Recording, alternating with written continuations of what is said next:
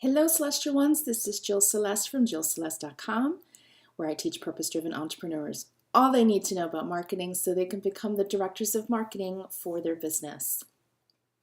I have a question for you. Should you start a Facebook group?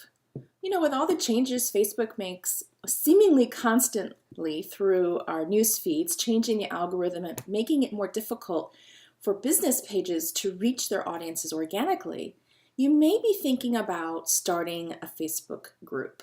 And I'll be honest with you, I'm a little biased. I love Facebook groups. I am a proponent of tribe building, and I think Facebook groups make an excellent online hub for your tribe. But that's my bias, and it's certainly not for everyone. However, if you are considering creating a Facebook group, I want you to think about what your objectives would be for that group. That is your first assignment before you even create the group.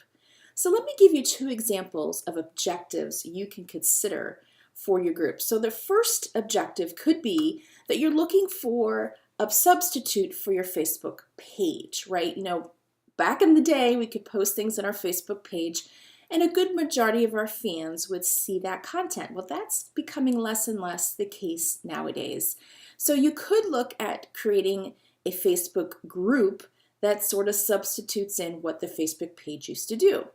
If that's an objective, then you want to create a free-to-all Facebook group. You want to open it to anyone who might be a fan or your current fans of your Facebook page. And if you do that, what I recommend is you create some community rules in your Facebook group.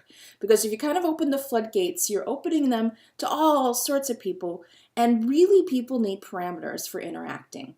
By having community guidelines, you just pin them right there at the top of your Facebook group.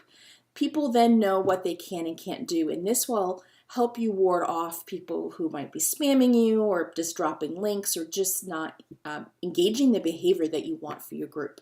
So that's one objective. A second objective could be that really you want a Facebook group that is a sacred place for your tribe. You're not interested in an open, free-to-all group. You really want to be selective. And this is perfectly acceptable. In fact, I do this with my Celestial Ones Facebook group. In order to get in that group, you've had to purchase from me, or you've had to download or purchase my book, That First Client.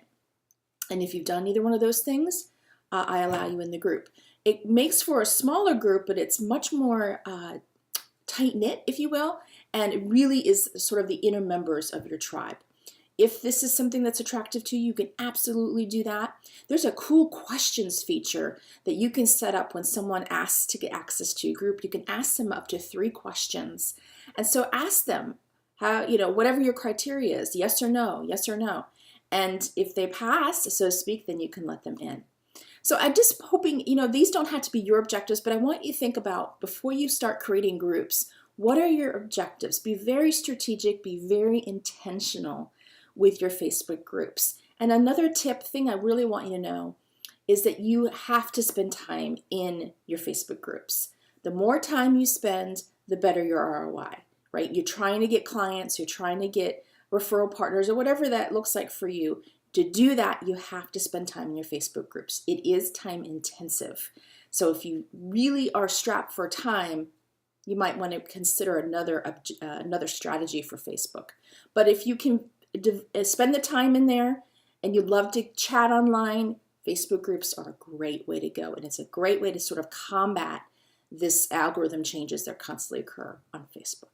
So hopefully these tips about Facebook groups will help you in your business. And if you need additional business and marketing advice, come on down to my website at JillCeleste.com, where you can learn more about my coaching programs. You can read my blog to get tons of free content and learn a little bit more about me.